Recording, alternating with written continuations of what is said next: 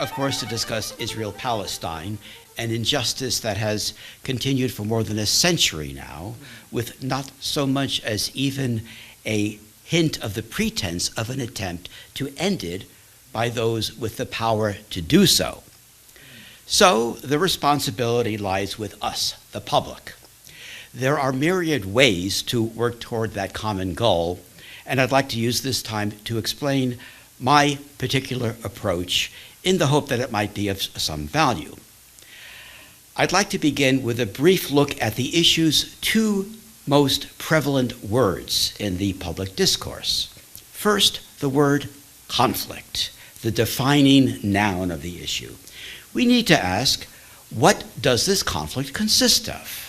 If we look at what is actually happening, what do we see? Well, we see aggression, the seizure of land by force, ethnic cleansing, the forcible expulsion of people due to their ethnicity, apartheid for those who remain, a system of suppression by ethnicity, erasure of the existence of the wrong ethnicity through the destruction or rebranding of their presence and the theft of their cultural iconography, whether through its erasure or its expropriation, and finally, the systematic dehumanization of the wrong ethnicity in order to justify the crimes against them.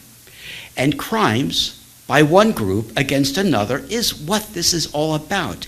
It is not a conflict between them, and that is not a matter of disagreement to be negotiated among equally empowered and legitimate interests. If we call it what it is, a crime, we demand it be stopped. We don't tell the unarmed victim to first recognize her heavily armed attacker and then tell her that she needs to sit down with him and work out their differences. If conflict is a word that stymies justice, occupation is the default word used by people fighting for justice in Palestine, the cure thus being to end the occupation. While this word is used with all good intent, in my view, it is a dangerous misunderstanding of the crime. If we ask, what is this occupation? Let's take the most inclusive definition normally used. Everything on the Palestinian side of the armistice line, the so-called 67 borders. That is to say, the West Bank, which includes East Jerusalem, and Gaza, and of course the Golan Heights.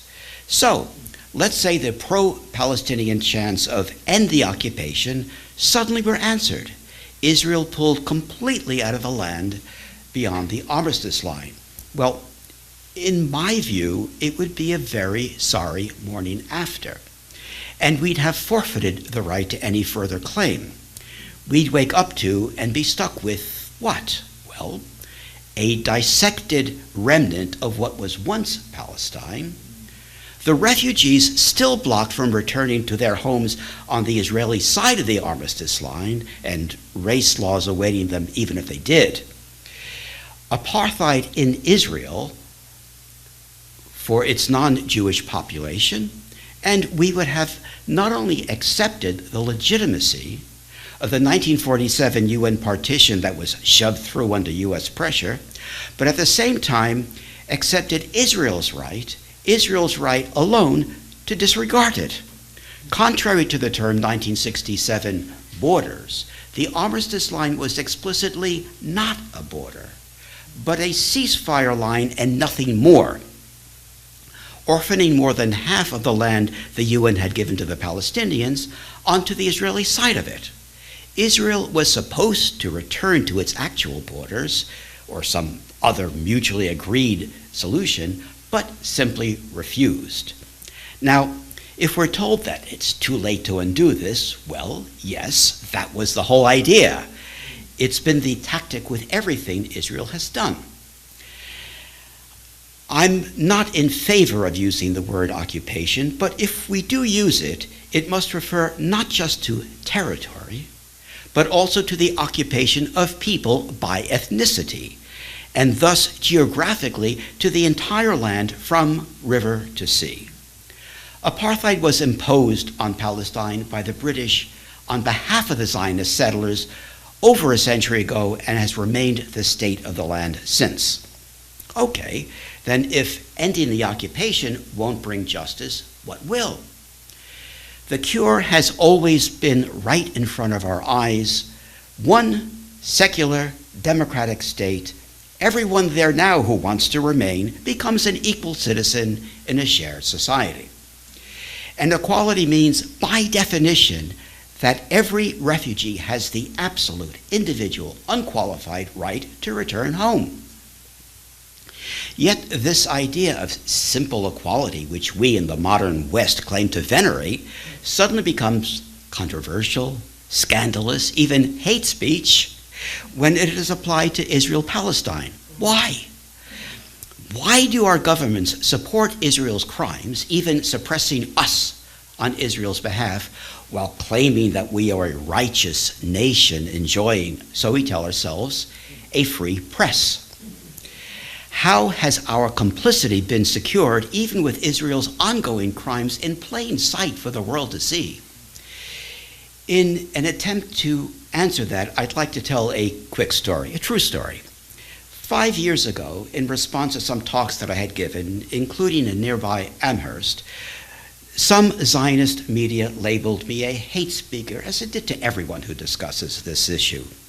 In my case, it was for saying that the Zionist movement conducted a wave of terror in the 1940s to establish the Israeli state. But then came a strange twist. Two such newspapers, the Jewish Chronicle and Haaretz, now carried an astonishing news scoop. In the 1940s, the Zionist movement waged a campaign of terror to create the Israeli state. Their source? Two of the many British documents I had already used and cited in far greater detail. So, why did they publish and pretend to have discovered what they had smeared me for documenting? Reading the articles, the answer was clear. Since history could no longer be buried, history had to be co-opted, subsumed into Zionist mythology. That is to say, it had to be turned into a narrative. And so what the documents really revealed was, as the Jewish Chronicle put it, quote, a blood-soaked struggle for Israel's future. Acrobatics re-narrated Zionist pre-state terror as an unwanted burden thrust upon an Israel that did not yet exist. Through narrative, Zionism's crimes became Israel's suffering. That incident is a microcosm of Israel's great weapon, its grand narrative, without which all its weapons of steel would be impotent. Now, all nation states have their mythology, their national narrative, especially settler states like the United States. And all should be challenged, but Israel's is unique both in its nature and its power, of which Western nations repressing their own citizens on behalf of that foreign nation is but one aspect. Thus, in my view, in order to end the crimes against Palestine, it is essential that we dissect Israel's narrative and expose it naked for all to see, beyond its purveyor's ability to re-narrate it. And that is where history is so important. History can clear the fog of propaganda from our eyes, pull the facade off Israel's invisible armor. This approach is, in effect, my book distilled into a simple statement of purpose. For now, I will dissect Israel's narrative into three parts. One, anti-Jewish persecution and the Holocaust. The narrative has it that Zionism and the Israeli state exist and have acted in the interest of Jewish safety and dignity. Two, the Israeli creation myth, that in 1947, the UN offered both the Palestinians and the Zionists a state. And three, Messianism and Israeli ownership of Jewish identity. So let's look at the first, the idea that Zionism serves the interests of Jews. When political Zionism was founded in the late 19th century, its promise to Jews of a place away from their tormentors where they could start anew obviously appealed to many Jews suffering persecution and pogroms, and they are blameless. But for Zionism's architects and leaders, the equation was reversed. Instead of Zionism serving the well-being of Jews, Jewish vulnerability served as fodder for Zionism. The historical record makes clear that the actual goal of the Zionist movement, its driving force, was not Jewish safety and dignity, but rather the Zionist state itself at the expense of Jewish safety and dignity. Anti-Jewish bigotry and violence were, and remain, its fuel, its reason to exist that it must forever reinvent. And this is why Israel's defenders smear anti-racists as anti-Semitic while embracing true anti-Jewish bigots and even neo-fascists. In its early years, few Jews were interested in Zionism, and many correctly dismissed it as the latest version of anti-Semitism. But Zionism imposed itself upon Jews through years of intimidation and violence. The racial-nationalist settler state being its actual goal, Zionism's great altar was the construct that Jews, because they are Jews, must go to Palestine and nowhere else. During the terrible years of the late 1930s through to the end of the Second World War, Zionist leaders fought against safe haven for Jews unless that safe haven was in Palestine. It was not simply a matter of not pursuing safe haven anywhere in safe countries, which already would have been pretty damning, but actively and even violently blocking it. And so Zionism failed European Jewry during its most desperate hour. Even after Kristallnacht heralded the beginning of the Holocaust, Zionists, and Ben-Gurion specifically, opposed safe haven for Jews unless it was in Palestine. In the late 1940, the Jewish Agency, the embryonic Israeli government, blew up the immigrant ship Patria while it was docked off the Palestinian shore, killing an estimated 267 people, most of them Jewish refugees who had just fled the war in Europe, and injuring 172. The ship was bringing the refugees to safe haven in Mauritius. But in order to make them become settlers in Palestine, the Jewish Agency bombed the vessel so that it could go nowhere, indifferent to how many it might kill in the attempt. Now, I've cited this incident because it is an extraordinary example of narrative.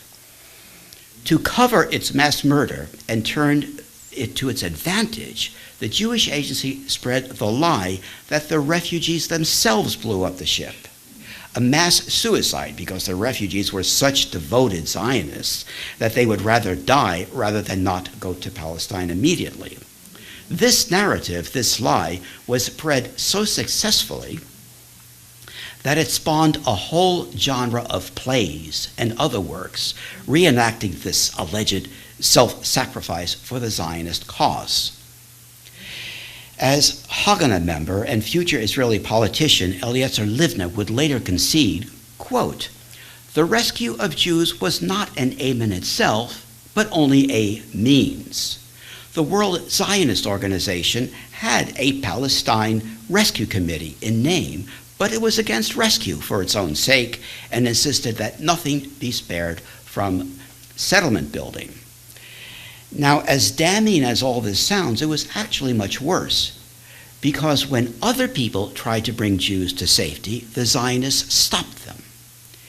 If Jews started finding safety and dignity elsewhere, it would lay bare Zionism's great lie, its reason to exist. I'll cite one particularly clear example from late 1942, during the height of the Holocaust, involving the efforts of Solomon Schoenfeld, a British rabbi who had been a primary figure in the Kindertransport that had saved many Jewish children on the eve of the war, and that Ben-Gurion, by the way, opposed. Schoenfeld worked to get the British government to arrange safe passage for Jews who were in Axis territory. I will quote from him.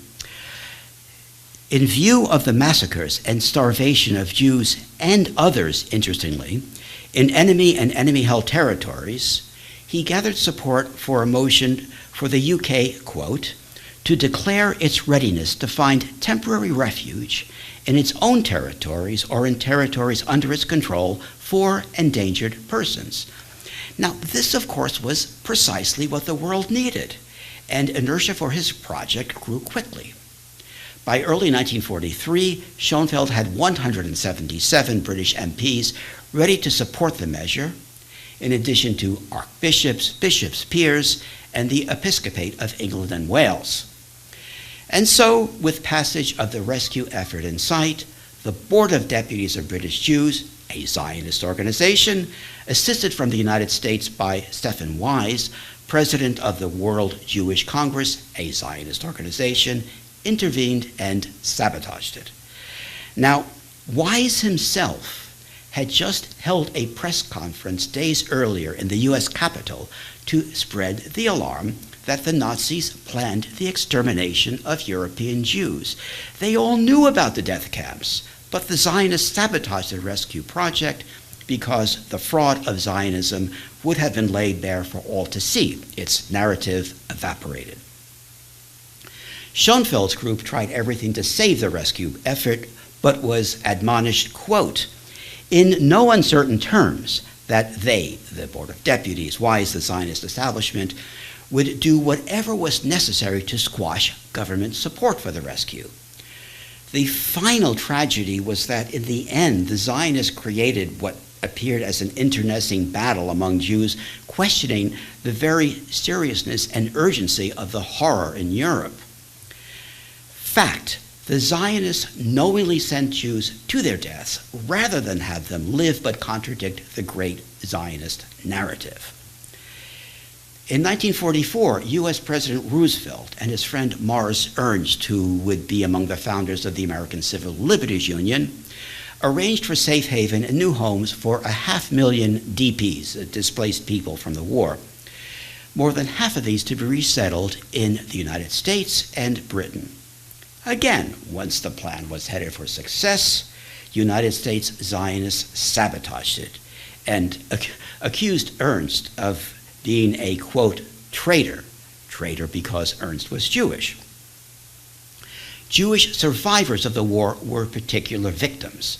The Jewish Agency got the Allies to segregate Jewish survivors from all others into Zionist camps and then subjected them, emotionally vulnerable after having just survived the unthinkable, to what can only be described as brainwashing, literally terrorizing them into the Zionist playbook.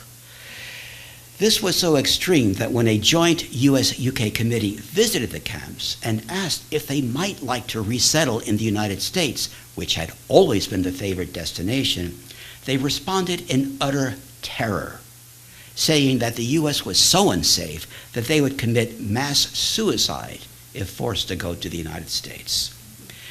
Many Jewish children whose parents had perished were being raised in adoptive European families. And so in early 1946, the chief Ashkenazi rabbi of the Palestine settlements, Rabbi Herzog, ran a kidnapping operation in Europe, forcing the children from their families, making them orphans for a second time, to ship them to Palestine as human fodder. It's important to point out that Herzog's fiercest opposition came consistently from local Jewish leaders who had the children's interests in mind rather than the interests of Zionism. But Herzog used political force to circumvent them. The kidnappings were rationalized by others at the time on the grounds that, as terrible as it was to tear the children away from their families, it was understandable that Herzog would want them to be in Jewish families rather than Christian families. Now, think what you want of this in theory, but it too was a lie, because Herzog wanted to rip Jewish orphans from their Jewish adoptive families in England to ship them to Palestine as well. Zionism was over everything. Jews were its sacrifices. Jews and Jewish suffering were, and remain today, Zionism's addiction, its reason to exist. These are snapshots, but they are representative snapshots. That the Israeli narrative presents Israel and the Zionist movement as the torchbearer of the moral weight of European anti-Jewish persecution and the Holocaust is an obscenity. They are the cynical exploitation of the memory of Hitler's victims, all the more so in that Israel invokes their memory to help it carry on the very same crime of racial nationalism. Zionism has imposed itself with the tactics of a cult. So today, the disconnect between the obvious reality and Zionism's enforced narrative has created a psychosis among its followers, who want to feel they are good, fair-minded people, while at the same time believing that Zionism is inextricably part of who they are.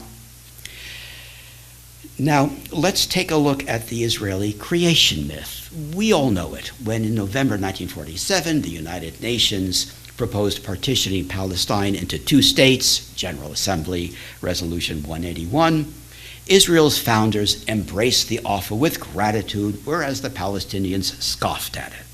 The result of this Palestinian intransigence, in the words of the Zionist spin doctors at the Committee for Accuracy in Middle East Reporting in America, known as CAMERA, the, quote, fundamental fact is that had the Palestinians accepted partition, there would have been a Palestinian state since 1948, and there would not have been a single Palestinian refugee. Now, let's overlook the rather odd logic of this claim and just ask, is it correct that Ben-Gurion and the Jewish Agency agreed to partition? Well, if we mean the theater of it, yes, within the walls of the UN, they pretended to go along with it. But it was a lie. Everyone involved knew it was a lie. In truth, they were more fanatically opposed to it than the Palestinians were, and had been preparing for years to defeat it militarily. Their alleged acceptance of it was part of their tactic to defeat it. The entire Zionist movement, from the official Jewish Agency to the acknowledged terror gangs, never had any intention of honoring any agreement that gave them less than all of Palestine at a minimum. They feigned acceptance of partition because it handed them the single weapon powerful enough to defeat partition: statehood. Statehood was the key to everything. Now, this is not my interpretation. It is their own singular, repeatedly stated plans.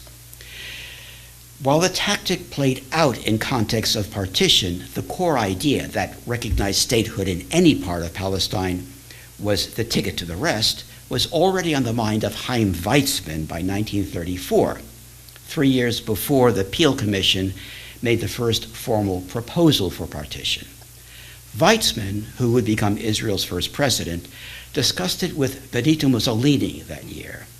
He expressed it this way in his meeting with the fascist dictator, quote, "In my view, the state, even if it is small, is the Archimedean fulcrum," meaning that if you put the fulcrum in the right place on a lever, you can lift anything. When partition was formally proposed by the Peel Commission in 1937, Ben-Gurion as well envisioned accepting the idea in order to get a state, and then using statehood to conquer the rest by force, and, like Weizmann, explicitly ethnically cleansing all of it. In his formal plans for Palestine, written a few years later, Ben-Gurion even predicts what would be the 1947 dance at the UN. It would be, Ben-Gurion's quote now, "an irreparable mistake," he wrote, "to suggest partition, but rather that statehood should be extracted from the offer of partition. The rest of the land then taken by force into Transjordan if possible, and cleansed of non-Jews." This singular goal was reaffirmed at a key meeting of Zionist leaders held in London in 1941. With the notable exception of the non-Zionist industrialist Robert Whaley Cohen, who bluntly accused the Zionists of following Nazi ideology, everyone else was in agreement. And the plan grew only more entrenched throughout the years that followed, and was fully matched Indeed, before, during, and immediately after the Jewish Agency pretended to agree to partition within UN walls in 1947. Among the ways they prepared was by building extensive outposts and settlements specifically on the land they expected to fall on the Palestinian side of any partition, by conducting extensive, meticulous surveillance of Palestinian villages for the express purpose of knowing how best to depopulate and destroy them when the time came, and by corrupting U.S. politicians to their cause. There was, however, one thing that could go wrong, and that was if the UN were simply to propose a state of all the people, whether a true single state or a binational state. That would make their job vastly more difficult. And indeed, when in the summer of 1947, UNSCOP, the UN committee tasked with proposing a solution to the Palestine problem, when they presented their recommendation, there were two proposals: partition or a binational single state. Presented with both options, why was a state of all its people the loser? The obvious answer based on history is actually stated outright in British cabinet papers at the time. The answer is fear of Zionist terrorism. The UN selected partition because they knew that if they didn't, the Zionists would have responded with, quote, an intensification of Jewish terrorism. That is, an intensification of Zionist terror beyond that which had already brought Palestine to its knees. And more to the point for the decision makers, was now increasingly threatening Europe. Now, having selected partition in principle, the UN now had to map this partition. So, how to explain that their partition gave more than half of the land to the Zionists, who, despite the massive influx of settlers, were still a minority? Why did they give such a disproportionately large chunk of Palestine to the Zionists? Well, the answer lays to rest any lingering question that the UN knew that Israel would ignore partition. Again, quoting the British, the desire for expansion might develop earlier if the Jewish state occupied a smaller area, and would be felt more strongly if the Jews were dissatisfied with the frontiers. So, the UN hoped simply to delay, not prevent, but just delay Israel's first expansionist war by giving them so much up front. The partition line, in effect, was mapped to include the theoretical fruits of Israel's first expansionist war, saving the UN from the embarrassment of it coming so soon. But this appeasement, of course, failed because Israel began its first expansionist war beyond partition immediately. And note that it is implicit throughout this that the UN also assumed that its Security Council would do nothing to stop Israel. And indeed, the UN did nothing.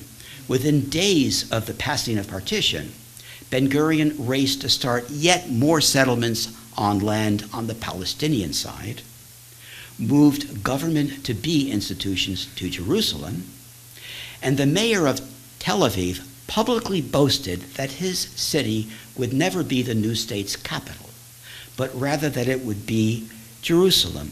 All of this in direct violation of the partition to which, the narrative has it, the Jewish Agency had just agreed. A scant 2 weeks after Resolution 181, the British already confirmed outright what they had predicted a year earlier, that the state promised to the Palestinians would never be. And even before the new year struck, the Zionists had already begun commandeering and ethnically cleansing all-important Jaffa, which partition had given to the Palestinians. And by the time Israel self-declared statehood in mid-May of 1948, which was before the Arab resistance, it had seized and ethnically cleansed much of the land it had supposedly agreed would go to Palestine. Resolution 181, partition, was a scam. Everyone involved with it knew that it was a scam, and above all, the Palestinians knew it was a scam.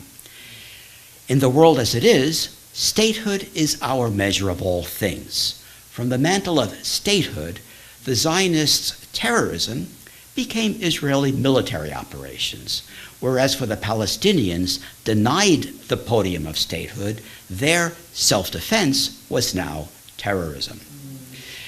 For the British, the UN ruse was a way to extricate themselves from the catastrophe they had nurtured and leave the Palestinians to suffer the result.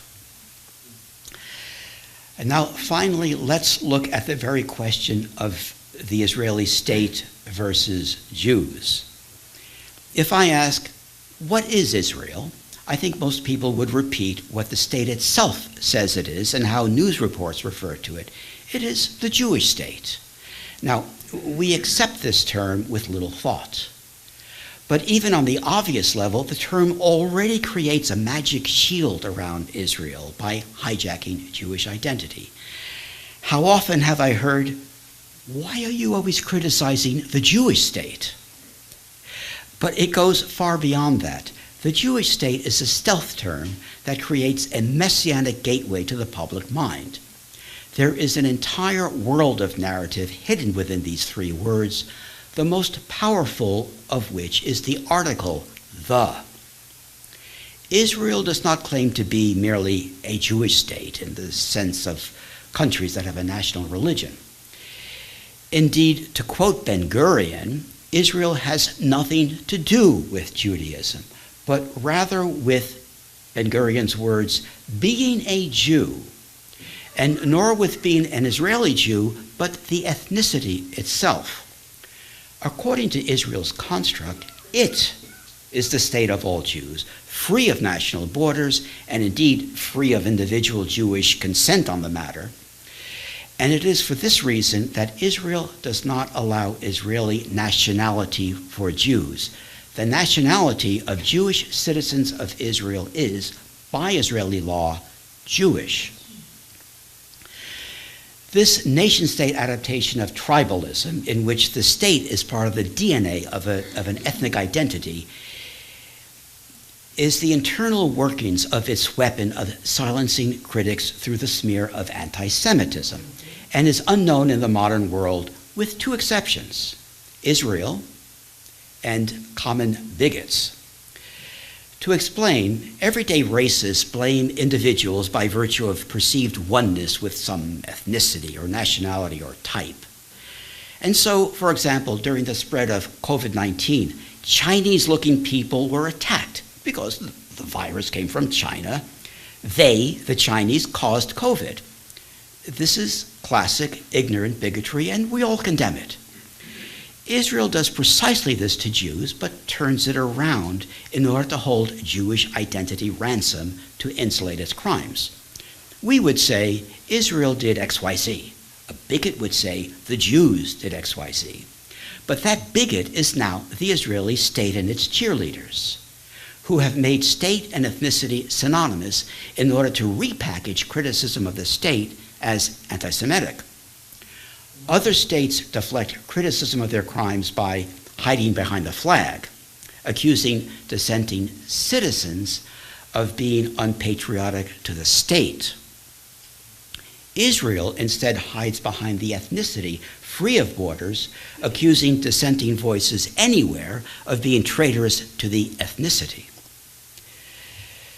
The brand name Israel and the Hebrew language are also held hostage by the Zionist narrative. For anyone from the larger Western tradition, and I include secular people, the name Israel exists apart from all other place names.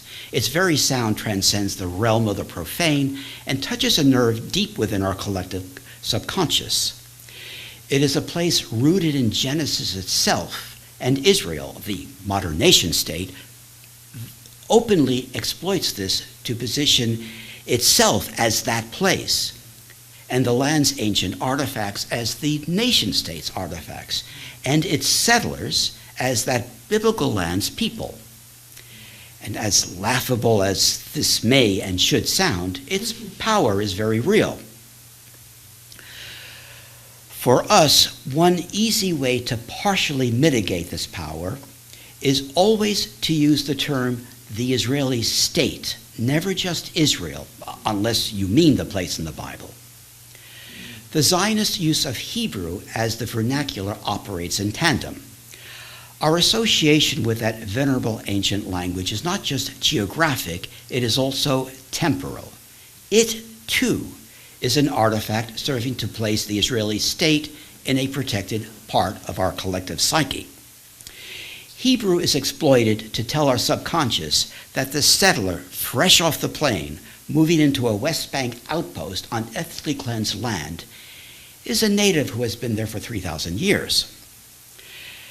As an illustration of how quickly and how powerfully Zionism marketed the brand name Israel and its kidnapping of Jewish identity in order to wield the smear of anti-Semitism to defend its crimes, let's go back to 1948, 1949. I turn to none other than Winston Churchill. When, after the supposed ceasefire at the end of 1948, Israel was trying to seize yet more territory in Gaza and the Sinai, it continually blocked UN observers from the area who wanted to see what was going on. And so in early January, Britain sent small aircraft, they were Spitfires and Tempests, from Egypt to investigate. Israel shot down 5 British aircraft over non-Israeli territory, killing 2 British pilots. So, what was Churchill's reaction?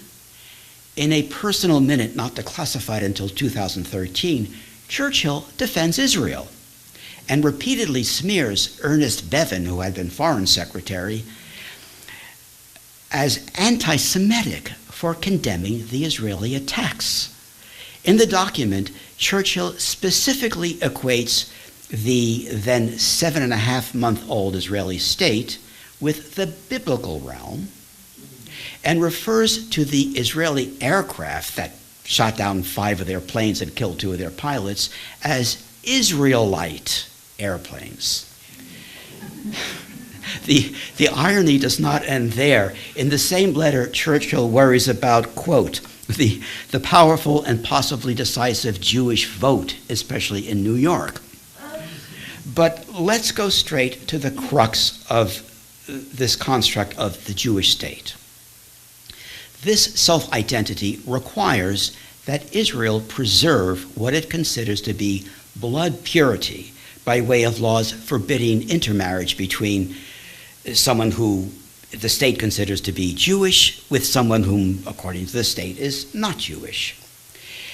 And that this select lineage remain the majority, and that all others are legally lesser human beings. Now, herein lies Israel's conundrum. Such race laws and the concept of blood purity should shock us, should revolt us. Yet Israel has no choice, because without these race laws, Israel, by its own self-definition as the Jewish state, a definition we have embraced, would cease to exist. If we are going to accept this idea of such a state, can we blame Israel for its ethnic cleansings of 1948 and 1967, or its backburner ethnic cleansing that has been ongoing all these years through to this moment? No. Can we blame Israel for keeping 6 million human beings in camps because they're not Jewish? No. Can we blame Israel for keeping non-Jews river to sea under apartheid and killing any non-Jewish teenagers showing signs of leadership against their repression? No. Either we agree that this is not only acceptable, but indeed something to be massively funded, massively defended, and that our own freedoms should be curtailed on its behalf, or we have to say that the Zionist state as such must end. The idea of a racially predicated state is not a condition of Israel that can be legislated away with tweaks to the system. It is the very premise of the state itself.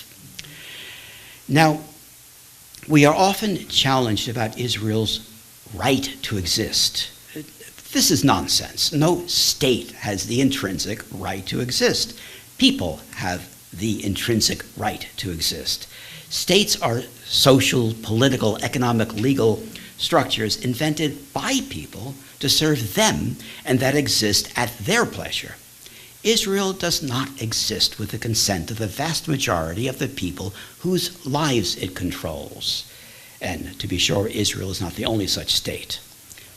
Everyone there now, everyone, river to sea, plus all the refugees, they have the intrinsic right to exist on that land as equals.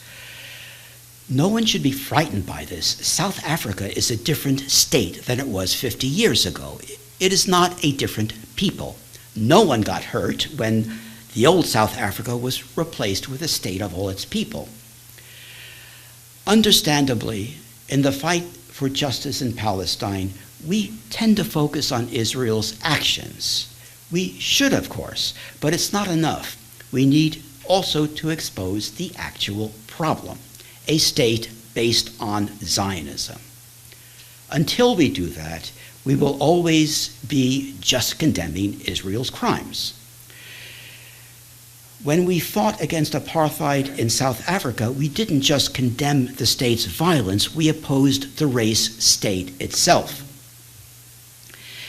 As citizens of the United States or other complicit nations, opposing Zionism's reign of terror in Palestine is not optional, not merely a matter of common humanity.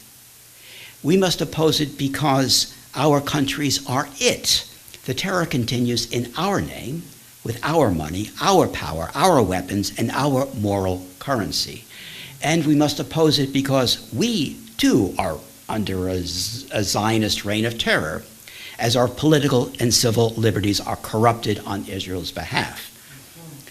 But in stark contrast to the Palestinians, we've agreed to this. We've agreed to subject ourselves to Israel's terror. Israel cannot force us to make loyalty oaths to it in order to live freely in the United States. We are to blame for obeying. Decades of intermittent negotiations, above all Oslo, have been a charade. Indeed, the very idea of negotiations to stop a crime is a charade. We must demand that our elected leaders instead treat the so-called conflict not just as the crime that it is, but indeed as their crime, our crime. Thank you.